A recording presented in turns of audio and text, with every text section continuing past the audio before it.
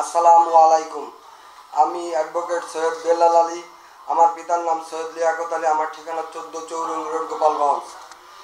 আমার আপন চাচা এবং চাচাতো ভাইয়েরা, আমার আপন চাচা সৈয়দ সবেদ আলী, জুলফিকার আলী, ওহিদ, শওকত এবং চাচাতো ভাই রাব্বি, শুভ্র, শান্ত, জিহাদ সহ জাহাঙ্গীর মিয়াদের সঙ্গে দীর্ঘদিন যাবৎ ধরিয়া আমাদের জায়গা জমি নিয়ে বিবাদ চলিয়া আসিতেছে। এই ব্যাপারে একাধিক মামলা বর্তমানে গোপালগঞ্জ দেওয়ানি আদালতে চলমান আছে। এই মামলাগুলো নিষ্পত্তির লক্ষ্যে রাব্বি আমাদের জেলা আইনজীবী সমিতির সভাপতি এম নাসির আহমেদ সাহেবকে অনুরোধ করিলে নাসির আহমেদ সাহেব গত 2/5/2024 তারিখে সালিসির দিন নির্ধারণ করেন।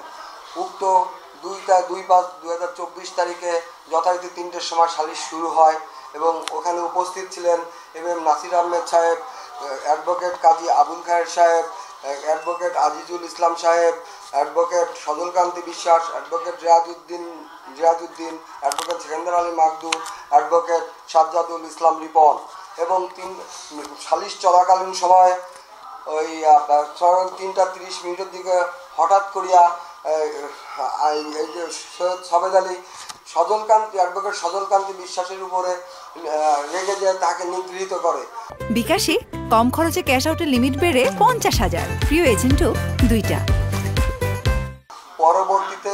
পরবর্তীতে ওরা ওইখান থেকে হইচই করে এবং আমাদেরকে খুব উচ্ছৃঙ্খল আচরণ করে এবং ওই সভাপক্ষ থেকে চেঁচামেচি শুনে অন্য আইনজীবীরা চলে আসলে ওদের বেরিয়ে যেতে বললে, যাওয়ার সময় আমাকে এবং আমার বড় ভাই সৈয়দ বিপ্লব আলীকে হুমকি দিয়ে বলে, তোরা তোদের চৌরঙ্গিতে অবস্থিত সম্রাটের সুজের দোকানে আর তোদের দেখে নিচ্ছি কি তোদের লাশ, তোকে মেরে আমি গুম করে নেবো। প্রিয় সাংবাদিক ভাইরা, এরপর কিছুক্ষণ পরে আমার বড় ভাইয়ের মোবাইল ফোনে আমাদের কর্মচারী আতিক ফোন দিয়ে বলে যে, ভাইয়া আমাদের দোকানে ওরা এসে লুটপাট করতেছে এবং আমার দোকান ভাঙচুর করে মালামাল নিয়ে যাচ্ছে। এর পরবর্তীতে আমার দোকানের রক্ষিত 5 লক্ষ টাকা, আমি একটা নতুন ব্যবসা শুরু করেছি, সেই ব্যবসা ইনভেস্ট করবো, সেই টাকা এনে রাখেছি, সেই টাকা নিয়ে যায় আসামি।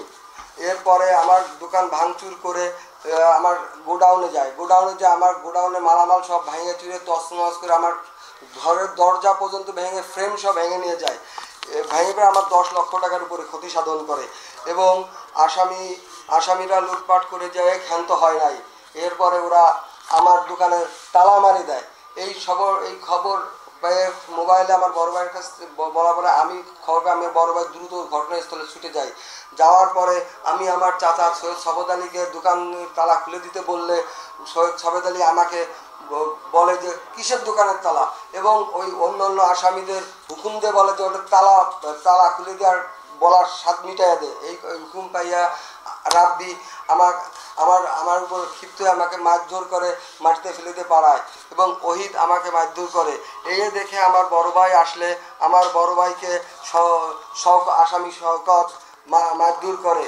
এরপরে আমরা মারধর দেখে পথচারী, পাশের দোকানদার, কর্মচারীরা এসে আমাদের উদ্ধার করলে এবং বলে যে, তোরা যদি এই দোকান খুলতে আসিস তাহলে আমাদের 30 লক্ষ টাকা চাঁদা দিতে হবে, যদি চাঁদা না দিস তাহলে এই দোকানের কথা ভুলে যা। এই বলার পরে আমি নিরীহ হয়ে, অনুপায় হয়ে কোনো হতভম্ব হয়ে যাই। হতভম্ব হয়ে কিছুক্ষণ পরিবারের সঙ্গে কথাবার্তা বলে থানায় যাই। আমি একটা এজাহার দায়ের করি। কত 2/5/2024 তারিখেই রাত্রেই, কিন্তু সেই এজাহারও তেমন কোনো অগ্রগতি পাচ্ছি না। এখন আমিও হতাশ, আমি আমার পরিবার ক্ষতিগ্রস্ত, পাশে দাঁড়ানোর মতন কেউ নাই। প্রিয় আমার প্রশাসনের কাছে বিনীত নিবেদন, আমি এই ক্ষতিগ্রস্ত পরিবারকে এবং অ্যাডভোকেট গোপালগঞ্জ আইনজীবী সমিতির অ্যাডভোকেট হয়েও এরম সন্ত্রাসী, কুখ্যাত সন্ত্রাসী এবং লুটেরাদের কাছে নিগৃহীত হচ্ছি। আমাকে পরিত্রাণ পাওয়ার জন্য আপনারা আমাকে সর্বাত্মক সহযোগিতা করেন। আমার পিতার থেকে আমরা পৈতৃক ওয়ারিশ মিলে পাইছি এবং এই যে আমার বড় ভাই সৈয়দ বিপ্লব আলী, ইনি দোকানদারি করেন।